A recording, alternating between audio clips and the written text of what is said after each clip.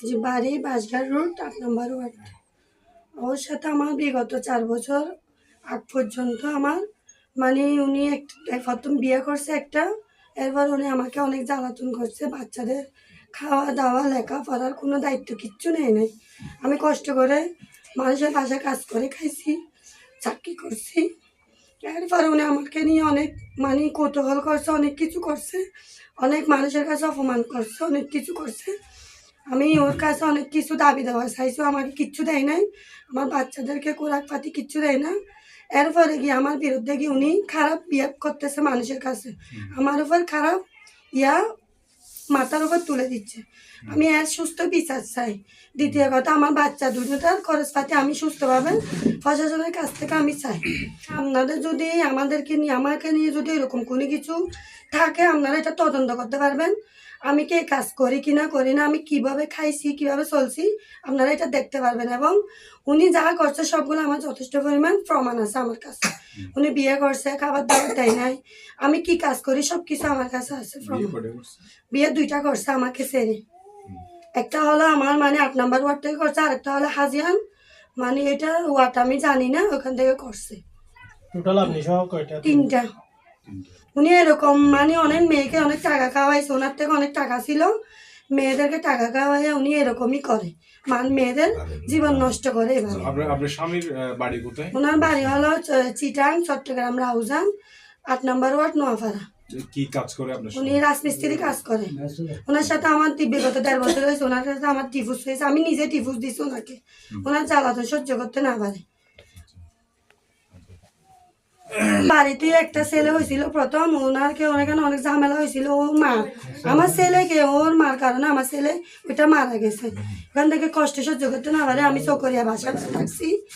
উনি আমাকে বাসা থাকার চলাকালীন আমাকে নির্যাতন করে। এখন আপনি কি চাচ্ছেন? আমি চাই আমার সুস্থ বিচার। দ্বিতীয় কথা, আমার বাচ্চা 2টা মানে টাকা পয়সা খরচপাতি উনি যেন দেয়, আমার কামিনের টাকাও দেয়, এবং কি আমার বাচ্চা দুটার খরচপাতি দেয়। আপনি যে ওনাকে ডিভোর্স দিছেন, উনি কি জানে? হ্যাঁ জানো, উনি রিসিভ করছে, এটা সাইন করছে। আমার কাছে প্রমাণ আছে, রিসিভ কপি আছে আমার কাছে। তো রিসিভ করলে আপনার বাচ্চার যে দায়িত্ব নেয় না কেন? এটা আমি জানি না, ও তো নিচ্ছে না, ওকে সবাই বলছে। ওর বিচার অনেক মানুষে করছে, আমাদের ওয়ার্ডের কমিশনার, এমনি এলাকার মানুষ সবাই করছে বিচার, ও কারো বিচার মানে না। আচ্ছা, বাচ্চার বয়স বছর একটা 12 বছর।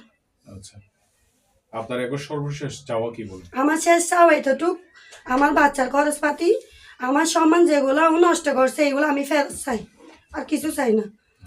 আমি যদি নষ্টামি হয়ে থাকি তাহলে আমার মানুষের বাড়ি কাজ করতে হইতো না, আমার টাকার অভাব হইতো না, আমার থেকে 3-4 মাসের ঘর ভাড়া বাঁচত না। মূলত ডিভোর্সের কারণ হচ্ছে এটা? হ্যাঁ এটাই, ও আমাকে খাবার দাবার কিছু দেয় না, বিয়ে করছে, মেয়েদের পিছনে টাকা খরচ করে, তাই আমি ওরে ডিভোর্স দিছি। আমি নিজের স্বেচ্ছায় দিছি ডিভোর্স। আচ্ছা, গতকালকে যে আপনার বিরুদ্ধে একটা ব্রিফিং করেছে আপনার স্বামী, এই বিষয়ে আপনি কি বলতে চান? এই বিষয়ে মানুষকে নানাভাবে উনি মিথ্যাচার করেছে, এটা আপনারা যদি দেখেন তদন্ত করে, আমার এটা বিউ মিথ্যা, এটা কোনো প্রমাণই নেই। ওনার কাছে কি প্রমাণ আছে আমি যে খারাপ কাজ করছি? এটা কোনো প্রমাণ তো নাই। প্রমাণ যদি থাকে তাহলে প্রমাণ তুলতে বলেন। আমি কথা বলছি মানুষের কাছে, আমি চাকরির ব্যাপারে কথা বলছি, এমনি কথা বলছি, সবার নাম্বার আমার কাছে আছে, আমি ফোন দিছি। তাই বলে কি আমার কল লিস্ট হলে আমাকে খারাপ বিহেভ করতে পারবে?